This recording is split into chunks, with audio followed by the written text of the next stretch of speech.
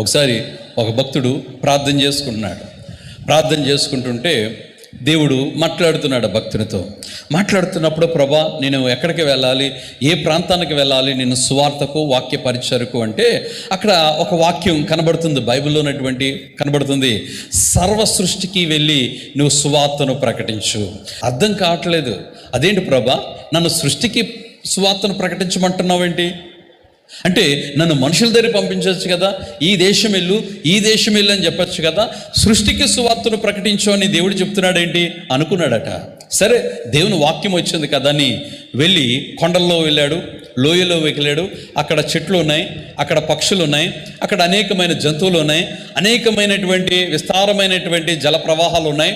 వాటన్నిటిని చూసి అన్నాడు, ఈరోజు దేవుడు మీతో మాట్లాడమన్నాడు, మీతో నన్ను పలకమన్నాడు, మీకు వాక్యం చెప్పమన్నాడని యేసు ప్రభువారు ఆయనిచ్చే ఆదరణ, ఆయనిచ్చే ప్రేమ, ఆయనిచ్చే విడుదల, గొప్ప సువార్తను అడవిలో గంభీరమైన స్వరముతో ఈ సేవకుడు చెప్పాడండి.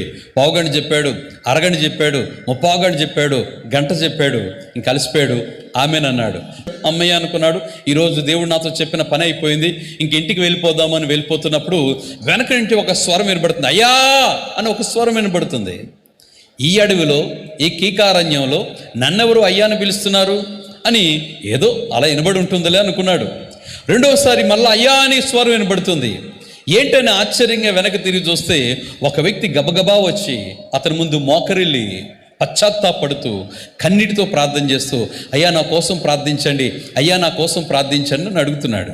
అర్థం కాలేదు, ఏంటయ్యా ఈ అడవిలో నువ్వేం చేస్తున్నావు ఏంటంటే, లేదండి నేను అనేక సమస్యల మధ్య నలిగిపోయి ఉన్నాను, ఎందుకు ఈ జీవితం, వ్యర్థమైన జీవితం ఎందుకని మరణించాలని నేను ఈ కొండ మీదకి వచ్చి కొండ మీద నుంచి దూకి చనిపోదామని, ఆత్మహత్య చేసుకుందామని ఈ అడవిలోనికి వచ్చాను.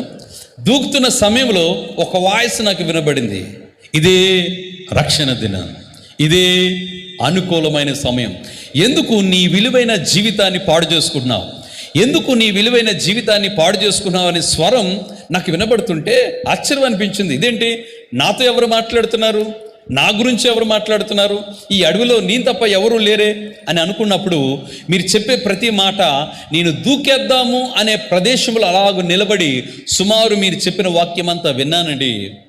ఈరోజు నా మనసును మార్చుకున్నాను, యేసు ప్రభువాన్ని నా సొంత రక్షకుడిగా అంగీకరించాలనుకుంటున్నాను, నేను యేసు ప్రభువాన్ని నమ్ముకోవాలనుకుంటున్నాను, నాకు బాప్తిస్మం ఇస్తారా అని అడిగారట. Praise the lord, hallelujah.